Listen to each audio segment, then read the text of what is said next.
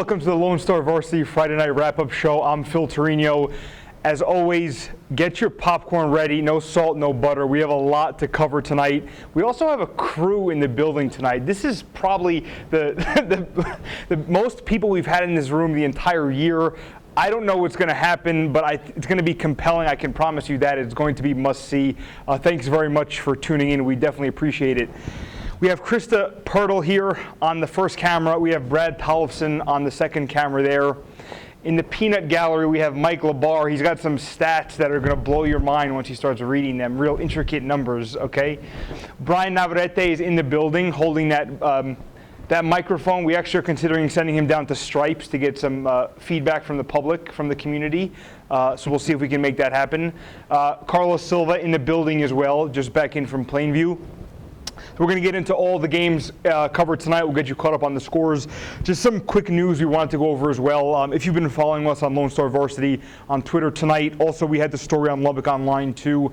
In the Slayton-Brownfield game that was at Slayton, 3 different players were injured for the Tigers. They were transported to the hospital separately. So 2 went to Covenant and 1 went to UMC. Initially there was the thought that one of the players was going to be transported by air, but that didn't pan out. Although the stands were clear and the stadium was evacuated except for the player being attended to and some of the coaches as well. That's just to bring you up to speed on that. I caught up with Julie Becker on the phone, who is the Slayton superintendent. I anticipate that I'm going to catch up with her as well. Also call around to the hospitals too to get the status on those players. There's some things circulating on social media right now about the exact medical diagnosis for those players, but we haven't gone there yet because we can't confirm it, but stick with us and we'll definitely have that. Let's get everyone else in the mix here. Let's start with Brian Navarrete. You were out Borger Leveland. Big win for Leveland. It was a 31-0 lead, right? But a lot of running tonight. What happened there? 31-0 lead heading into the half. Leveland just came out and they just started getting on the board real quick. When you got a quarterback like Nick Gerber, you really want to air it out, and he was just having fun back there, completing as much as he can. And they had a fun little play where he threw a vertical pass over to I think his name is Cesar Reyes. Okay. And then he ended up finding Tandon Jones wide open, about 20 yards down for a touchdown. So it kind of looked like they were having fun there at the beginning. And I think that kind of led into their lead. How's the Leveland offensive line? Much improved. Nick Gerber he wasn't scrambling as much as I've seen in the past. He did quite a bit, but not quite a bit, but he did a few times, but not as much as I've seen him. I heard that it looked like that Pecos offensive line circa 2008. Is that accurate? I can't confirm that. I know there was one kid that looked like that, but that's the strength you got from eating all those Pecos cantaloupes, right? Oh yeah. It's that extra dirt in the soil. We need to pass the mic, if you don't mind, to Carlos Silva. I just want to point out, really, I'm not going to sugarcoat it. Carlos's tie game is on point tonight. He's making us all look bad, okay? That skinny black tie, you're rocking it. Somebody had to do it, and I'm glad it was you tonight. Well, here's the thing: is you guys always have to step up your game with your pocket squares and all the other stuff. So I have to feel like I'm doing something here. Look, we do it for the culture, okay? For cultural purposes, yeah. Okay? Well, I'm cultured now. Tell us, Cooper Plainview, what did you see tonight? Well, the biggest thing, like I came in and told you, Cooper was just very inefficient on the offensive end. They only scored 10 points going into half. Plainview had 6. Plainview's defense is legit, man. I'm telling you right now, they were holding Jarrett Dagey kind of really in the pocket for the most part. They got a lot of sacks, all the other stuff that you would normally see from a defense that is very stout and everything else like that. The biggest thing for Plainview was just the mistakes they had. They had 4 fumbles, lost 2 of them. And then the other big thing was on a 4th and 5 from their own 33, with about maybe under 20 seconds to go. I guess a snap going for a punt sailed over the punter's head. He had to down at the 5. Cooper was able to score within the next 3 plays that went into the 4th quarter. And then that really kind of jump-started them as they scored 21 fourth-quarter points, and that's really where you got the end score of 31-6. Now, I saw 2 rushing touchdowns apiece, I'm correct, from Seth Watts and Garrett Jenkins. Is that right? Yeah, and actually Seth Watts was injured in that game. I wasn't able to confirm anything, but it appeared to be a leg injury. But he seemed to be okay after the game. So, again, that'll be something that you guys can update throughout the week. But he was definitely a huge cog in that running offense, which You would expect a lot of passing to go with Jarrett Dagey in there, but their run attack with Garrett and Seth Watts was just really good. Actually, on the Garrett Jenkins note, fun fact for the public at home, hashtag LS Varsity Facts. Garrett Jenkins, a Kingdom Prep transfer, so getting some really important minutes, and I think just seeing some snaps rather, and making an impact on a very, very good 5A team. That was a name I had covered last year a bit, as I mentioned, the six-man ranks, but I think he's made a really good impact on kick returns and a bit of running there as well. Krista, do we have any questions presently? No. You hate to hear it. Everyone's fired up. We've gotten a lot of hearts recently, but no. That sounds about right. questions. But no what? No questions. Okay. Well, we definitely want questions, so you can ask us. You can ask us on Twitter. Use the hashtag LSVarsity. Krista, can you bring us up to speed on the two games you had? Because here's the situation. I had a lot of people were talking a tough game that Lubbock High. A lot of people in this newsroom were talking a tough game that Lubbock High was about to, clinch a playoff spot tonight and beat Lakeview. I told everyone I don't think so. I think it's a stretch. So what exactly occurred? It was nuts.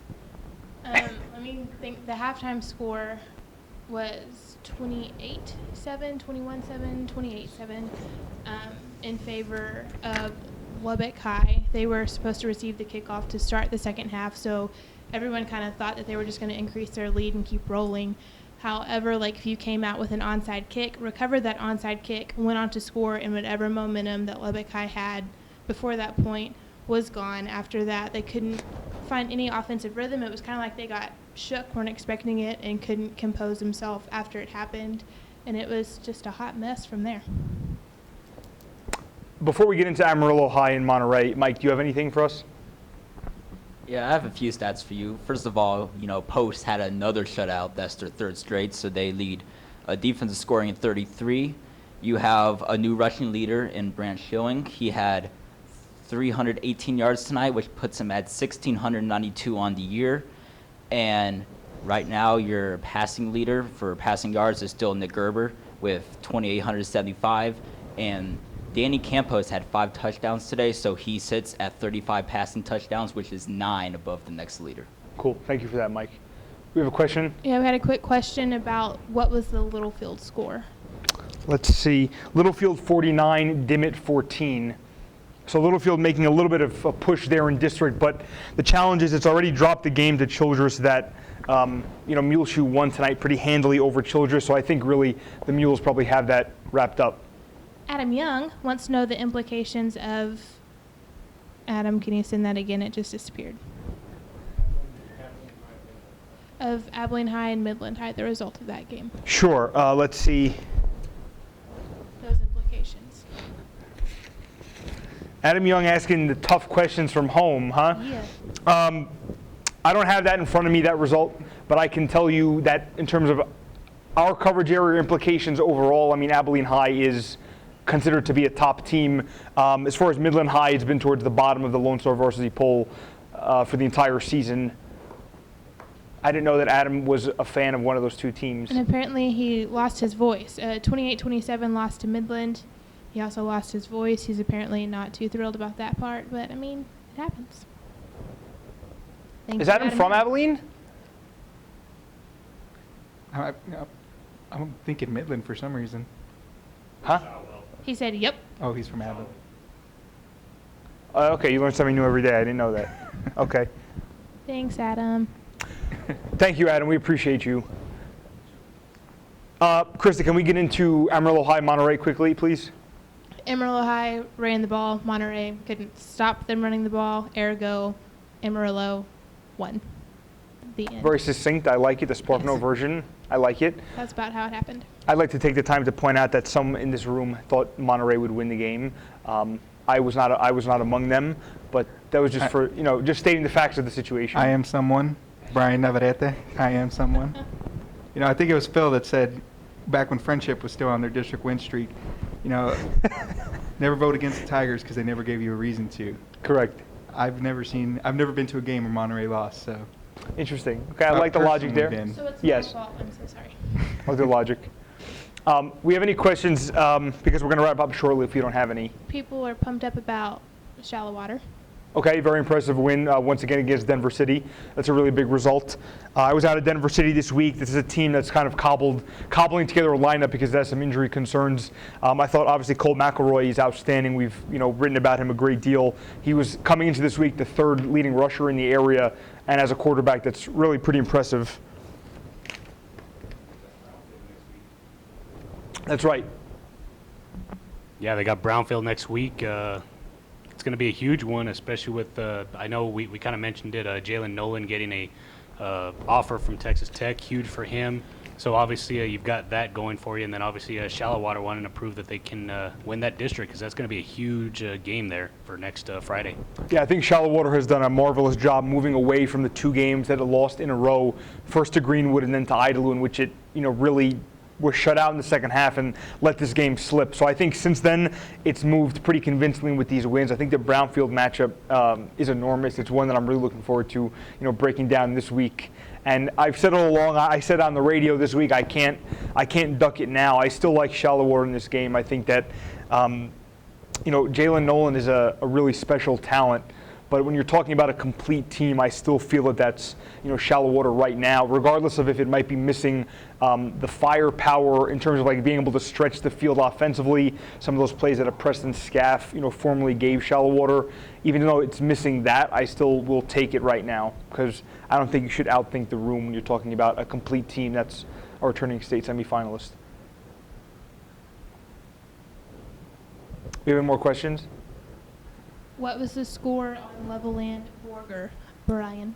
31-6. There you go, 31-6. Cool. Leveland defense really stepping up tonight. They didn't give up much offensively. That last score, I think, came in the fourth quarter whenever, they pulled some of their starters. Let's go over just lastly some of the scores around the area. In 6A, Amarillo 42, Monterey 14. In 5A, Lakeview 41, Lubbock High 35. Cooper 31, Plainview 6. In 4A, Loveland 31, Borger 6. Pampa 21, Estacado 7. What was that little hand motion that just occurred, Do you Krista? happen to have the Olney Cubs score in front of you? Krista's feeling some type of way tonight because the Olney Cubs, her hometown Olney Cubs, broke an enormous losing streak. You want to speak on that? Because we want to give you a platform to do so. It's just about time. That's it. So you saw a win in high school, though. What? You saw a win in high school, though, right? I did. Mm-hmm. Just one? Could count them on one hand, I think. All right. Now, in 4A, Wiley 42, Snyder 7. It's a really good result for Wiley there. With Snyder, very impressive to beat Big Spring and Stephenville. I don't consider this game a setback because Wiley was really the favorite for the entire year. We'll see what the Tigers can do, if anything, against Brownwood. Pecos wins big over Lamesa tonight. What's up, Brian? 49-8. I have no comment for that just because I was not there. I did not see any of it. That's a big result. Bubba Henson, I believe he was named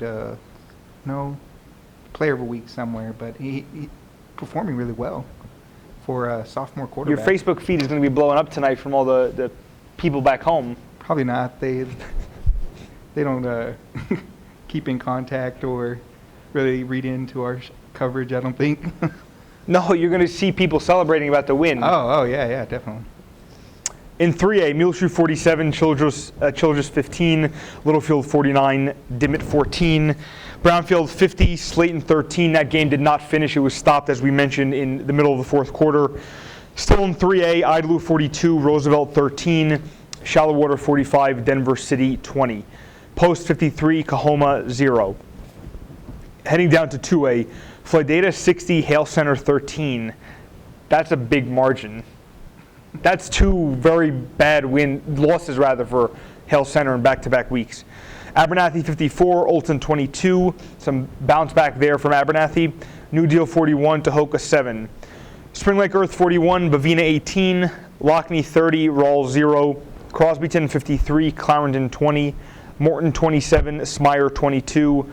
Sundown 48, Plains 0. Now in 1A, Spur 56, Lorenzo 6, Wellman Union 40, Wilson 31, Ropes 36, Whiteface 32, and Amherst 50, Lasbuddy 0.